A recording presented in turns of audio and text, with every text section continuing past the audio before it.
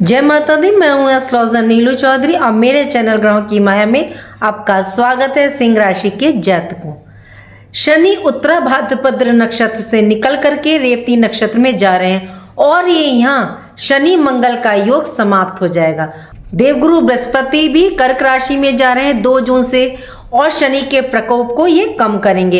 रेवती नक्षत्र जो होता है वो समृद्धि का नक्षत्र है। इस नक्षत्र में सुख के ग्रह शुक्र देव देखिए उच्च के होते हैं।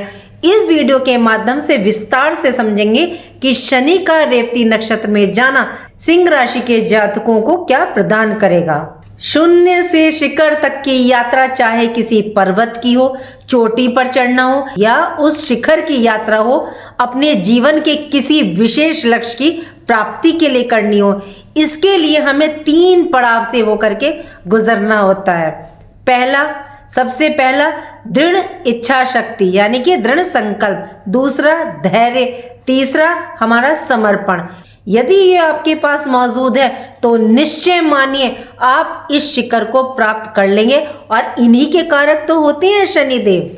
कर्म और न्याय के स्वामी शनिदेव 17 मई 2026 को उत्तरा भाद्रपद नक्षत्र छोड़ करके रेवती नक्षत्र में प्रवेश करने जा रहे हैं और ये घटना पूरे 27 वर्षों के बाद घट रही है।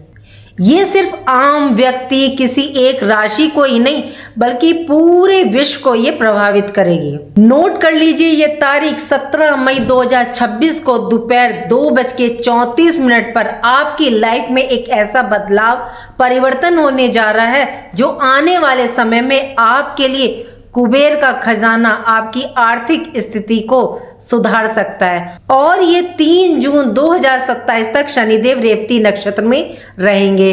बीच बीच में देखिए ये उत्तरा भाद्रपद नक्षत्र में भी आएंगे वक्र होकर के।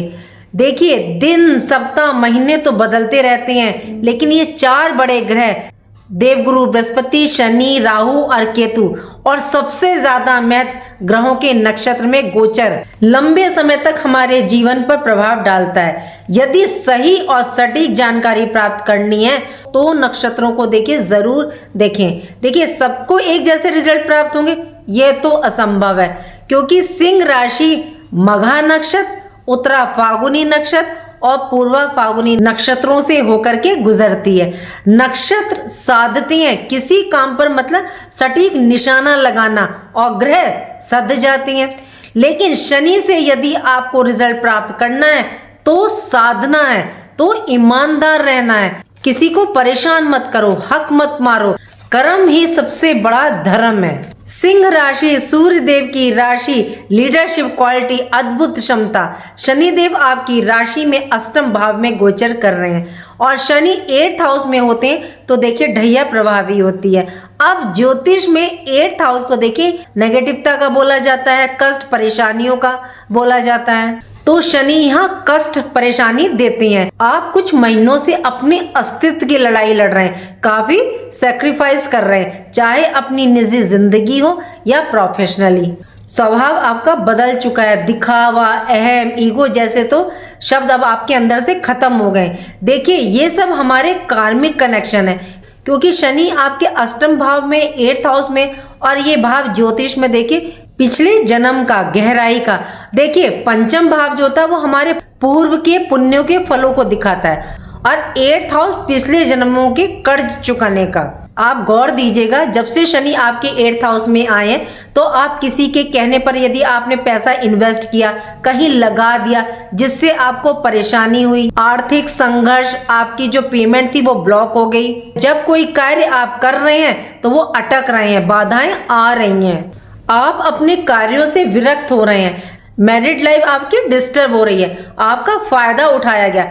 लेकिन शनि अब आपके 8th हाउस में परिवर्तन लाने जा रहे हैं। कैसे?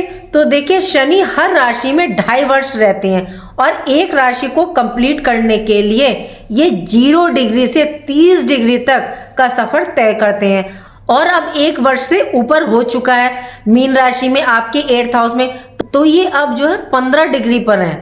और वैसे भी अब शनिदेव बाध्य हो चुके हैं आपको रिजल्ट देने के लिए, और ऊपर से शनिदेव 17 मई को नक्षत्र परिवर्तन कर रहे हैं, ये रेवती नक्षत्र में प्रवेश कर रहे हैं जो कि बुध का नक्षत्र है, और ये यहाँ काफी स्ट्रांग पोजीशन में रहेंगे। शनि गुरु की राशि में है और गुरु भी 2 जून को उच्च अवस्था में आ रहे हैं कर्क राशि में, और अपनी नवम दृष्टि अमृत दृष्टि है शनि पर डालेंगे, शनि को शांत करेंगे। शनि आपको दीर्घायु बना रहे हैं। ऊपर से 17 मई को शनि रेवती नक्षत्र में बुध के नक्षत्र में प्रवेश करेंगे।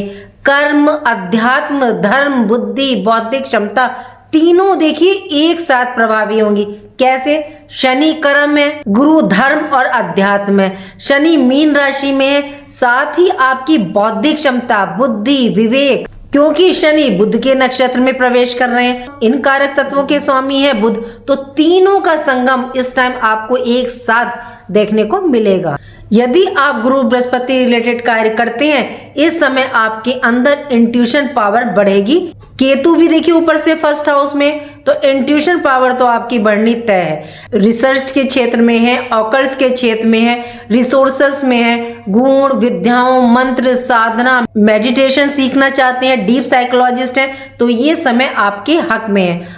अब देखिए यहाँ ये देखना जरूरी है कि शनि आपकी पत्री में यदि शत्रु राशि में नीच है, तो देखिए यहाँ बटुक भैरव जी की आप पूजा करें, सबसे उत्तम रहेगा। शिव आराधना भी आप कर सकते हैं। यदि इस समय आपको किसी कार्य से टेंशन, डिप्रेशन हो रही है, कोई कार्य आपका अटक रहा है, नुकसान हो रहा है, तो देखिए शिव रुद्राष्टकम स्तोत्र पढ़ें। स्वास्थ्य का इस टाइम विशेष ध्यान रखें, कर्म को ही अपना धर्म माने। शनि की दृष्टियों की यदि बात करें तो शनि की तीसरी दृष्टि आपके कैरियर के भाव पर, ये यहाँ आपको कर्मठ बनाती है। शनि आपके लाभ भाव और धन भाव के स्वामी बुध के नक्षत्र में जा रहे हैं, तो आपकी सैलरी, प्रमोशन रुकी हुई है, विरोधी आपको परेशान कर रहे थे, तो इसमें आपको रिजल्ट प्राप्त होंगे। कॉर्पोरेट सेक्टर से हैं तो जबरदस्त लाभ प्राप्त होगा। जॉब चेंज करना चाहते हैं तो कर लीजिए। ध्यान रखिएगा, बिजनेस हो या जॉब, कोई भी यदि आप डिसीजन ले रहे हैं तो किसी पर ब्लाइंड ट्रस्ट, अंधा विश्वास मत कीजिएगा। सोचें क्या सही है क्या गलत, किसी पर विश्वास ना करें। कोई पुराना कार्य आपको रुका हुआ है तो उसे आप स्टार्ट कर सकते हैं।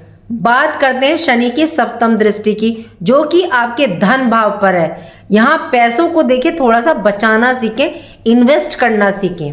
वाणी पर कंट्रोल रखिएगा सिंह राशि वालों, नहीं तो बनते हुए कार्य आपके बिगड़ सकते हैं। पैसों की तंगी को यहाँ शनिदेव समाप्त करेंगे। कोई पैतृक संपत्ति संबंधी विवाद या कोई केस चल रहा है तो अचानक से वो आपके पक्ष में हो सकता है। शनि की दसम दृष्टि आपके पंचम भाव पर, यहाँ संतान की शिक्षा पर ध्यान रखिएगा। इस टाइम उनका फोकस थोड़ा सा हट सकता है। कोई अगर वो डिसीजन ले रहे हैं तो उसमें आप उनका सहयोग करें, उनका साथ दें।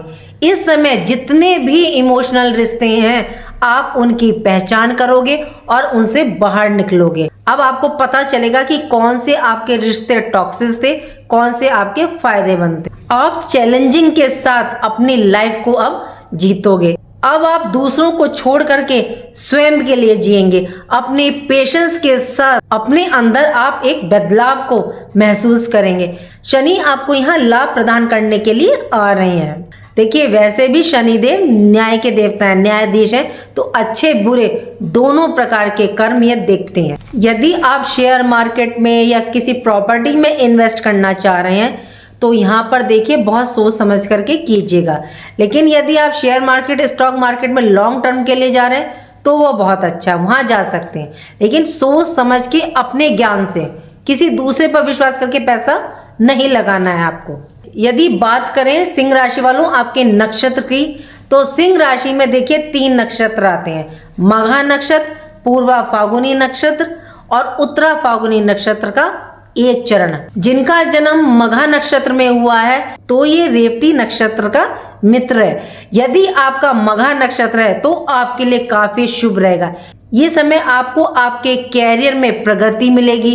कोई नया कार्य यदि आप स्टार्ट करना चाहते हैं तो उत्तम रहेगा। मघा देखिए केतु का नक्षत्र है, हो सके तो इस टाइम मेडिटेशन कीजिएगा।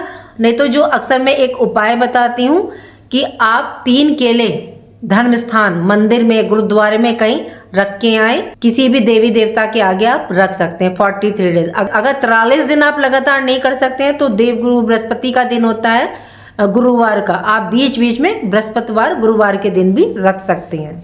दूसरा नक्षत्र आता है पूर्वा फाल्गुनी नक्षत्र। ये भी देखिए रेवती नक्षत्र का मित्र है, इसके स्वामी शुक्र है। ये आपके रिलेशन मैरिड लाइफ में आ रही प्रॉब्लम्स को दूर करेंगे और आपके लाइफ पार्टनर को इस टाइम ये लाभ प्रदान करेंगे। कार्यों में आपको बूस्ट देखने को मिलेगा, क्रिएटिविटी की तरफ आपका इस टाइम रुझान रहेगा। तीसरा नक्षत्र आता है उत्तरा फाल्गुनी नक्षत्र। इसमें उत्तरा फाल्गुनी नक्षत्र में बस एक ही चरण आएगा, प्रथम चरण। यदि आपका जन्म इस नक्षत्र में हुआ है, ये नक्षत्र बद माना जाता है। इसके देवता आर्यमन और सूर्य देव है, तो आप आर्यमन की या सूर्य देव की पूजा कीजिएगा। सूर्य को जल देना आपके लिए बहुत जरूरी है। देखिए यदि आपके कार्यों में अड़चन आ रही है, जॉब रिलेटेड या कोई, तो उसमें आप लाल मिर्च के दाने डाल के जल दें। नहीं तो आप सिंपल जो है आप रोली डाल करके भी जल दे सकते हैं, लेकिन सूर्य को जल कुछ ना कुछ डाल के दिया जाता है, सिंपल जल नहीं दिया जाता। और मंत्रों को जरूर बोलिएगा। ये नक्षत्र कार्यों में अड़चन परेशानी लाता है, कुछ चुनौती लाता है। स्वास्थ्य का देखिए इस टाइम आप ध्यान रख करके चलिएगा। गुप्त शत्रु इस टाइम आपको परेशान कर सकते हैं, तो संभल के अपनी बात किसी को ना बताएं। जो भी आपका प्रोजेक्ट है, वर्क प्लेस पर कोई अपनी बात है, सीक्रेट्स है, शेयर ना करें। और सिंह राशि के जातकों इस टाइम आप ओवर कॉन्फिडेंस से बचें, ओवर वर्क से बचें, वाणी पर बहुत ज्यादा नियंत्रण रखिएगा, तो ये समय आपके लिए बहुत ही बेस्ट और उत्तम रहेगा।